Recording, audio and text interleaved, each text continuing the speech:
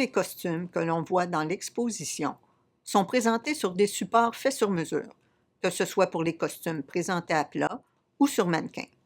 Un des enjeux majeurs lors de la fabrication des mannequins, c'est d'obtenir la silhouette qui convienne au costume.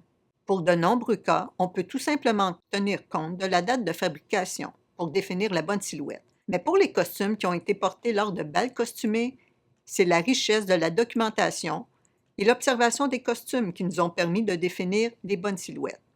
Pour la robe du 18e siècle, portée par Mademoiselle Peters lors d'un bal tenu en 1927, nous avions la chance d'avoir deux photos, une de Mademoiselle Peters et une autre de sa mère, portant la même robe en 1924.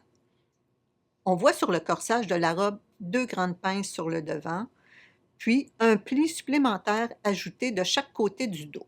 Ce sont des modifications qui ont été effectuées après les années 20 puisqu'elles n'apparaissent pas sur les photos. À cause de ces modifications, il a été impossible de redonner à la robe sa silhouette d'époque du 18e ou de reproduire une des deux silhouettes que l'on peut voir sur les photos prises dans les années 20. Un buste a donc été fabriqué sur mesure en respectant la coupe de la robe telle qu'elle est avec ses modifications pour ne pas créer dans le tissu des tensions et des mauvais plis qui pourraient devenir permanents et endommager le costume à long terme.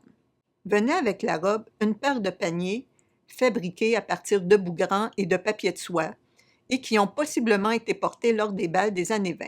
Une hypothèse, c'est qu'ils puissent avoir été copiés à partir des originaux qui sont aujourd'hui disparus.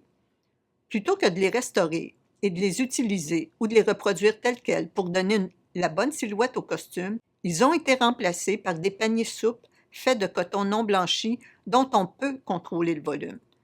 L'important, lors de la réalisation des mannequins, étant de s'inspirer des originaux plutôt que de reproduire à l'identique les éléments de soutien non visibles tels que les jupons ou les paniers. Il y a un rang de dentelle sur le bord de l'encolure de la robe. Sur la photo de 1924, la dentelle semble plutôt relevée, plus près du cou.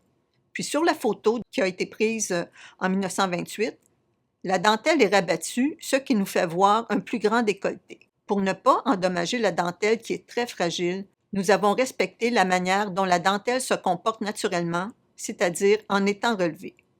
Un ruban de tulle qui reprend la découpe de la bordure de la dentelle a été produit et fixé au mannequin pour soutenir la dentelle fragile. Comme on peut le voir dans le cas de cette robe, les enjeux de conservation ont joué un rôle majeur dans la silhouette donnée à la robe pour l'exposition.